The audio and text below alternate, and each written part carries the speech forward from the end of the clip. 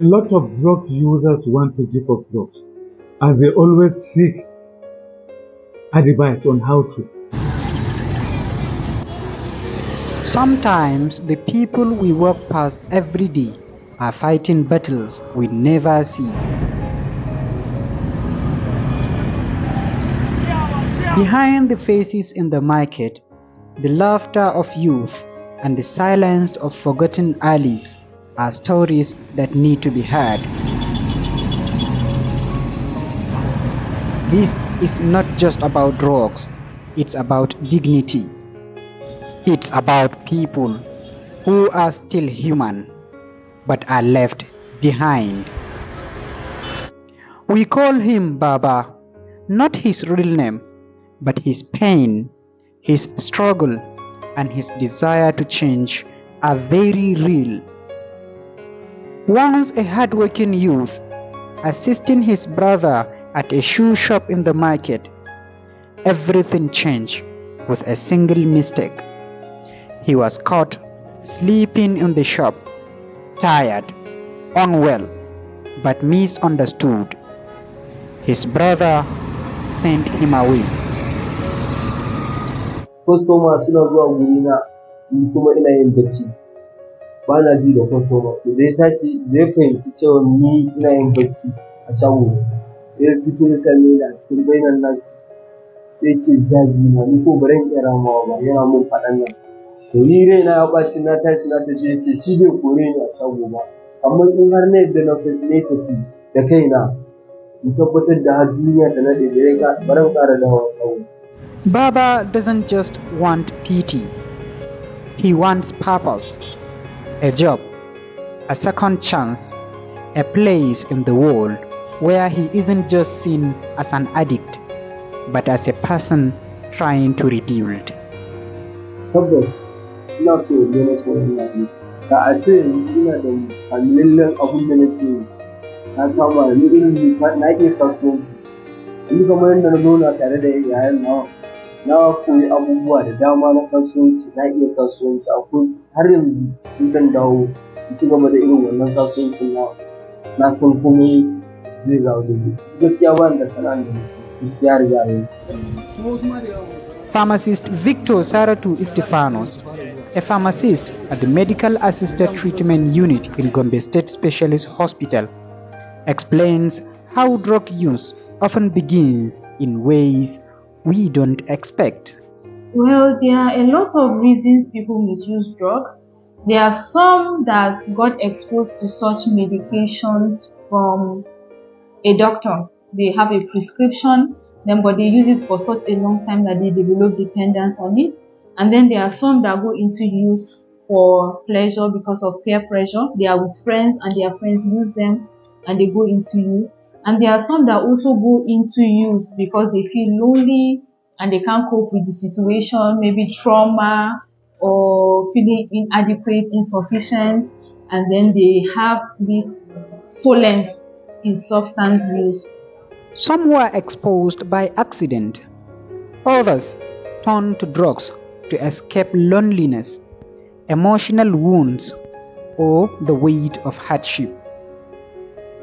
At the NDLEA's Rehabilitation Center, Deputy Commander Bello Mumini sees the ripple effects of peer pressure and labor hardship firsthand.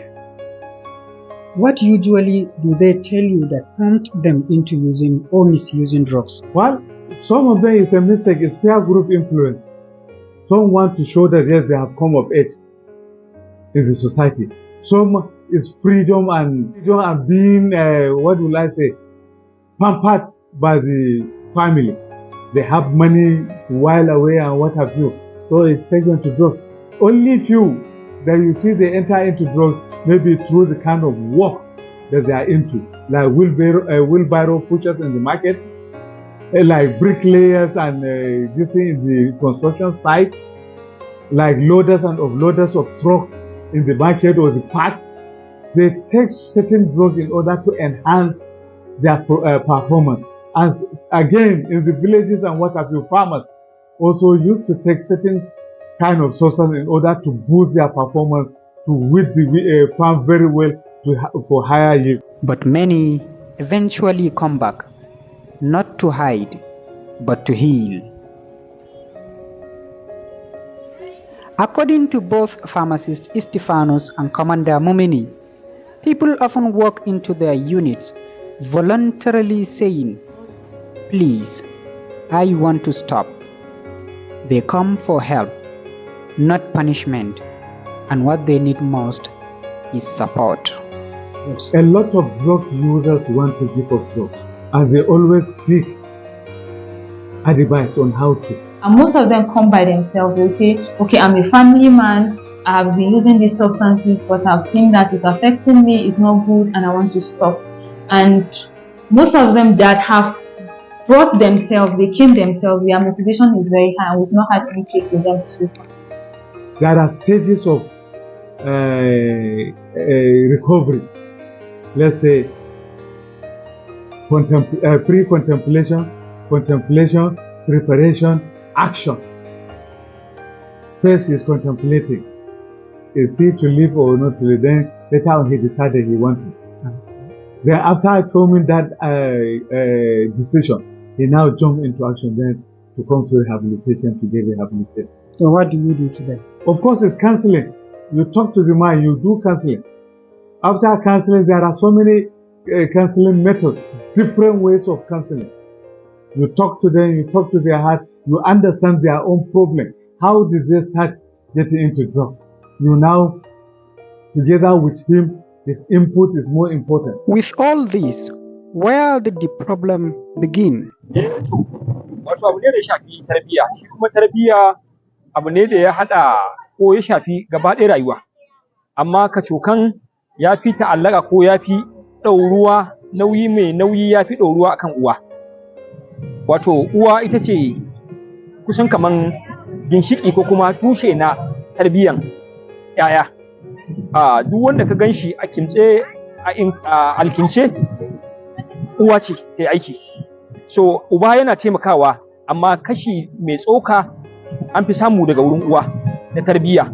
Wato kamar za ka iya cewa idan kana so ka ga hoton ɗan da za ka haifa, to sai kalli uwar da za ka aura ko matar da za ka aura. Blame doesn't just heal, but understanding where things go wrong can help us do better.